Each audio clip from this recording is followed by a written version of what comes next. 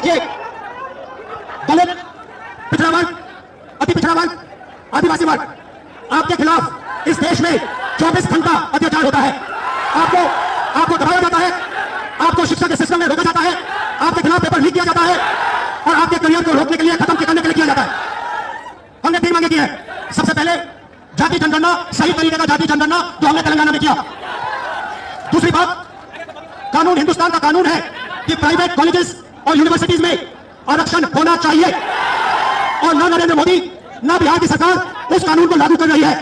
इसलिए हम उन पर दबाव डालेंगे और जब तक, मैं बता रहा हूं, जैसे मैं यहां आया हूं ना, रोक नहीं पाए, वैसे ही नहीं रोक पाएंगे जब तक इन्होंने प्राइवेट इंस्टीट्यूशन में रिजर्वेशन नहीं किया। तब तक हम आगे बढ़ते जाएंगे, लड़ते जाएंगे, क्योंकि आप 90% हो। आप अपनी स्ट्रेंथ समझो। आपको बताकर, डराकर, दबाकर, आपके ध्यान के कोई इधर उधर करके आपको रोका जाता है। इस देश में आपके लिए कोई जगह नहीं है। 90% के लिए इस देश में कोई रास्ता नहीं है। आप ब्यूरोक्रेसी को देखो, सीनियर ब्यूरोक्रेसी में आपके कितने लोग, 0। आप कॉर्पोरेट इंडिया को देखो, कॉर्पोरेट इंडिया में आपके कितने लोग, 0। आप हाई कोर्ट देखो, आपके कितने लोग, 0। आप एजुकेशन सिस्टम के मालिकों को देखो, मेडिकल सिस्टम के मालिकों को देखो, आपके लोग कितने, 0।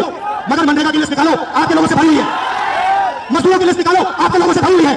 सारे के सारे कॉन्ट्रैक्ट, सारा का सारा धन 5-10% के हाथ में जाता है और आपको उल्टी सीधी बात बताकर आपके ध्यान को इधर उधर कर दिया जाता है। आपको एक साथ खड़ा होना है और 3 मांगे हैं।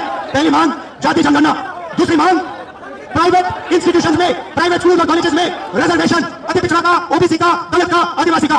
तीसरी बात, एससी एसटी सब प्लान, जो आपका पैसा है, जो आपको नहीं दिया जाता है, आपको वो दिया जाना चाहिए।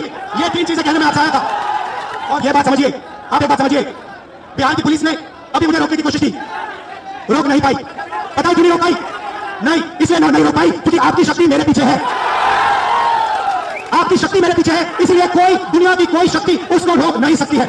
हमने कहा, हमने नरेंद्र मोदी से कहा, पार्लियामेंट में कहा, तुम्हें जाति जनगणना करना पड़ेगा। हमने उससे कहा कि तुम्हें संविधान को यहां माथे पर लगाना पड़ेगा। नरेंद्र मोदी जी ने आपके दबाव से डरकर जाति जनगणना हिंदुस्तान में घोषित किया है। आपके दबाव से डरकर उन्होंने कॉन्स्टिट्यूशन अपने माथे पर लगाया, मगर वो लोकतंत्र के खिलाफ है, संविधान के खिलाफ है, जाति जनगणना के खिलाफ है। और जो 90% हिंदुस्तान की गरीब आबादी है, अति पिछड़ा, दलित, आदिवासी, माइनॉरिटीज, ये इन सब के खिलाफ है। ये अडानी अंबानी की सरकार है, ये आपकी सरकार नहीं है। आपने इतने प्यार से मेरी बात सुनी, इसके लिए आप सबको दिल से बहुत बहुत धन्यवाद। मैं जानता हूं एससी एसटी, अति पिछड़ा हॉस्टल में यहाँ क्या होता है।